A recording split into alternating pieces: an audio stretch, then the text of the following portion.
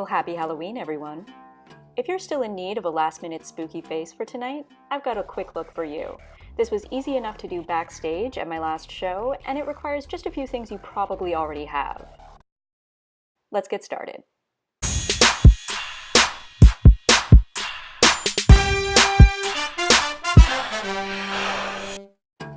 Like I said, you're just going to need a few simple supplies. A latex-based eyelash adhesive, some cotton pads or cotton balls, yarn or string in a dark color, a liquid foundation that's got pretty heavy coverage, and a red lip color. I preferred the liquid lipstick, but I've also used the solid. You'll also need some eyeshadows or powders in bruise colors like purples and browns. Start off by making sure that the area around your mouth is clear of grease. You want to make sure that that eyelash adhesive is going to stick really well. Next, cut your yarn into short strips about 3 to 4 inches. They don't have to be exact, just enough to get you started.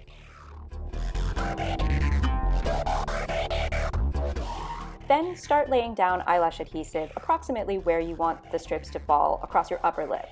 I originally started with 4 strips, and then I decided to add a 5th one later on, so you can kind of wing it. And then start laying the very tip of the yarn into the eyelash adhesive. Pat it down gently. And then once you've got them all applied, I use the tip of the eyelash glue container to start adding more and then blending it out. Took a little bit of those cotton pads, just ripped off a little tiny bit, and lay that down on top of the eyelash adhesive. And then once I had everything covered, I went back in with the eyelash adhesive and added more, blended it out with the tip. And so what I'm doing here is really just trying to mask where I have the tips of the yarn down so that it looks like it's coming right out through my skin. You don't have to blend it perfectly at this point, but do try to taper out the eyelash adhesive. Once you've got your top lip all finished, you're gonna trim your yarn so that it comes just down to where you want the bottom of that sewing line to be. And then you just repeat the whole process on the bottom. Be very careful that you don't tug on the yarn as you're doing the bottom row. It would be really easy to just tug the top row right off. So I thought we were gonna be done once we had all 4 of these stitches down, but it looked a little bare. So after taking some of the stickies off my fingers, I decided to add a 5th stitch. So I just did the same process, went in with a whole bunch of eyelash glue and bulked up the rest of the sections a bit more. Really tapered everything out so that it blends in pretty seamlessly with my skin, is as smooth as possible, and then we wait. You want to give this a good 5 minutes to set before you start going in with any of your colors. When you do, you're going to take some foundation. I just used my finger, but you could use a sponge if you prefer. And I started dabbing it on, blending it, really filling out the color so that it matches my skin a little bit better.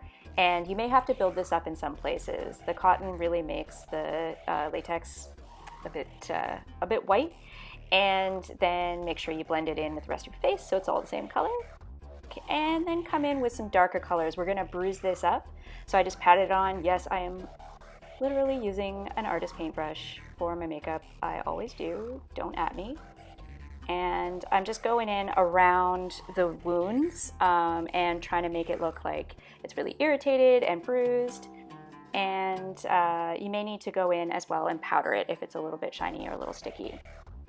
So I used a few different colors of brown, and then I went in with my red liquid lipstick and tapped that right on where the puncture would be.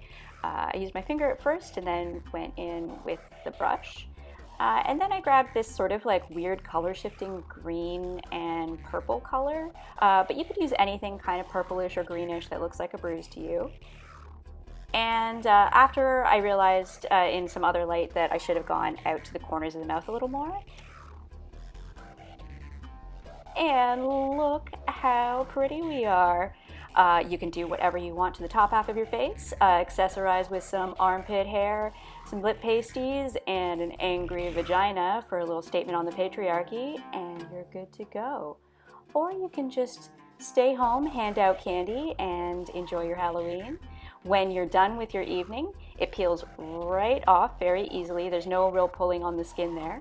Got a nice little Zoidberg mustache. So that's the look. I was very inspired by glam and gore. Mikey uses a lot of these same techniques, and that's where I picked up the cotton ball trick. But this is a look that I did use on stage, and since it's Halloween, I wanted to show it off for you. I hope you've enjoyed this, and I promise that if you come back next week, I'll have something that does not look like a glam and gore knockoff. And you can find me on social media at Scarlet Sparks. I hope to see you next time.